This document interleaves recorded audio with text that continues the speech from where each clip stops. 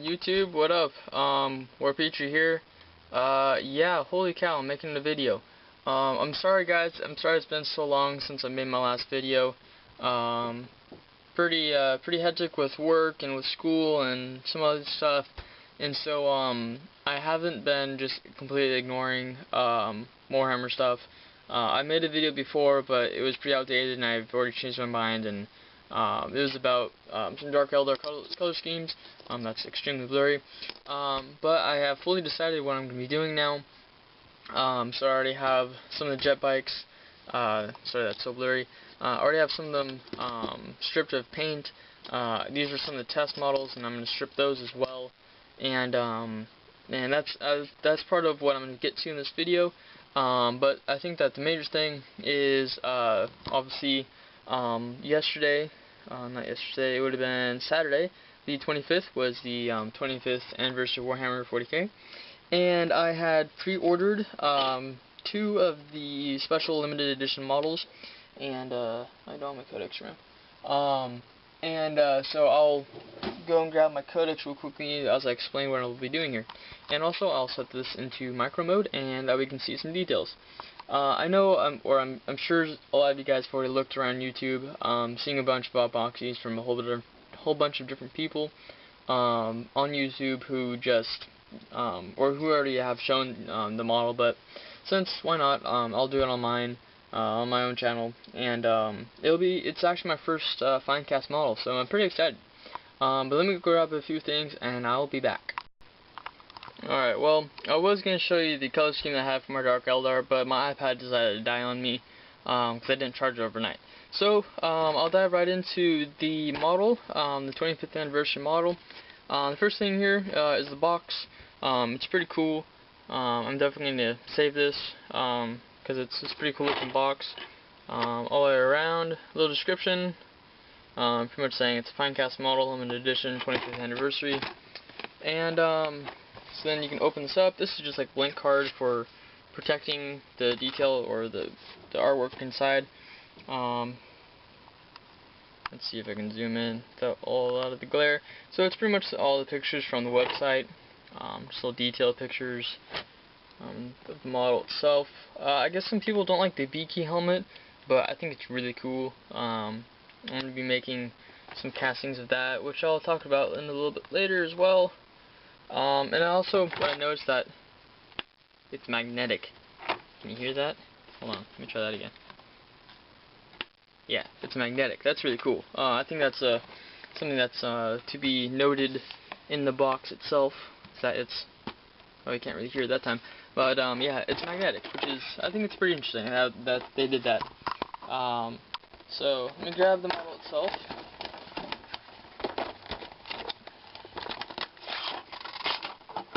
Alright, and so as I said, this is my first Finecast model, so I'm pretty excited. I already looked it over before I left the Games Workshop, that way I knew I wouldn't be getting a bad cast or something. And I'm sure that Games Workshop put all their efforts into this model to make sure that nothing like that would happen. As this is my first Finecast model, I'm sure they probably tweaked some of the errors in the molding process and stuff. But let's get that back in focus. There we go. So this is the banner. It's all engraved on there, and it's pretty cool. It's a freestanding banner, so that you can't like have it holding right there. Some period seals on the back. As you can see, I have to get rid of some of the flashing still. Just zoom in a bit more. Try to keep this all focused. That's not too bad. And so I'm pretty pleased about this banner. It looks pretty cool. As I did get 2, I'll explain what I'll do in the second one in a minute. But this one, or one of them at least, I would be painting up just like a Crimson Fist, just for display purposes only, and it'll be pretty cool. So it'll be pretty fun painting up a Crimson Fist, because I think that'll be pretty awesome. And I might just dedicate to Catatafish. Yeah, it'll be pretty cool. So as I said, nothing wrong with the casting at all. I'm going to stop this and I'll get closer because I'm having a little bit of difficulties. Alright, there we go, that's better. And so, yeah, awesome detailing. Pretty cool orc head. I can definitely use that for my Tau, and be really easy to convert. So if you guys don't like that, the beaky head, you can always use it without. You can make some pretty cool casts of this. The plasma pistol there, and his power fist is pretty cool. The only iconography for Prison Fist is actually on his kneecap there, or his leg guard. But on here, this is like a little nub, and you can put like a little decal of freehand right there. So that's kind of interesting. I don't really know why they made it so much of a bulb instead of just kind of like flat. But I might smooth that down when I paint up my own. And this is the base detail. You can see it's pretty hollow inside, I guess, to save cost and weight and whatever.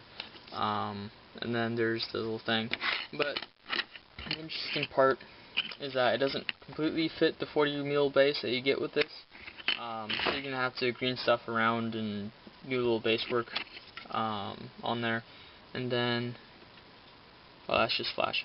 Then there's a little hole there, and that's where the banner goes. And so, too bad this helmet right there isn't that cool, beaky helmet, but there's a helmet there, and then there's a studded shoulder pad there. A couple skulls, bunch of rocks, another like orc skull right there. Looks orcish at least. There's a couple more skulls. So pretty cool model overall. I really like it. It looks pretty cool.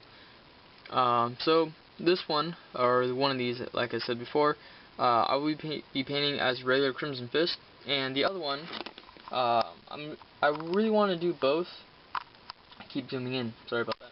I really want to do both, but as I only have two, and I'm kind of just waiting to see if there'll be more in a week or so after I get paid to get another one.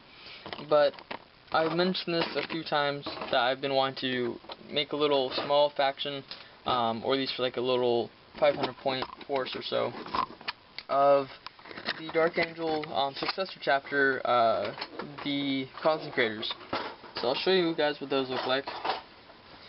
And I really like this this chapter because, or the successor chapter, because it would allow me to use Forge World models, kind of doing like the pre-heresy thing that a bunch of guys, Catatafish, Orc Painter Nerd, Mac, all those guys are doing now.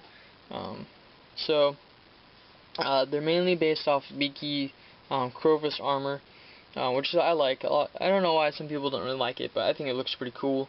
And they're black, and they have red dots, and they have the stripe down the center and everything. And their whole successor chapter is based off really old armor, or ancient armor, I guess. And but they're still like a post post-heresy army. So it's not completely pre-heresy, but I'll be able to use all that pre-heresy quotation marks armor from Forge World, which I think would be really cool. And I have a lot of the beaky helmets that have the arrow and sword and stuff, and so I can probably just shave off the arrow, or not the arrow, but the sword, and leave the wings for them, for like the veterans or something. But I was thinking of painting up one of those guys as my captain, to start out that 500 or so point force, because I think that would be a really awesome captain. And for my Dark Angels, I'd probably use him as a sergeant, because why not? He'd be an awesome sergeant model. The orc head doesn't have to go in that fist. There's just kind of like this hole there, so you can really put anything you want there. But I can always use the the orc head itself, which is kind of cool. But like I said, this is an example of a model, and so he kind of has a pre-heresy look to him. This is a captain, or a company master. I'm sorry, excuse me. So he has a cape and everything. And then I can put a cape on that too, like probably green stuff, or just cut off a company master cape and glue it on there. I think I have one of those horses laying around somewhere. But what do you guys think? Should I have that one be a Consecrators guy, and then paint him as a Dark Angel, or get another one painted as a Dark Angel, or should I just not get the other one, save some money and use it for something else? Because that's the third topic I want to get to. But should I do this? it's kind of a given. I guess I should just do it. But yeah, so I kind of just like to hear from what you guys would think. I do have this tactical squad to finish up. That's one thing I'd really like to do this week. So just start painting again. I still have some Terminators over here, which leads us into my final little topic for today. Yeah, I'm kind of organized because I've been wanting to do this for a while. But I have, so you can see, quite a lot of little projects to finish around here. And put a comment down below if you do not have a little project to finish. I have this whole bucket of stuff to do. I have some Dark Angels in there, my Terminators in this box.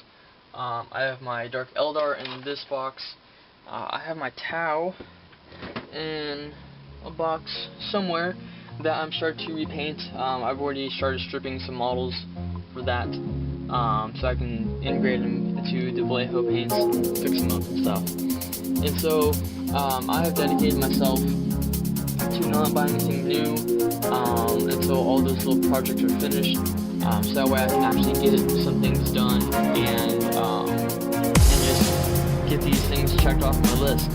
It's kind of crazy that I'm getting stuff while I'm not finishing other things, and so that's kind of my goal, and that's what I'm working on for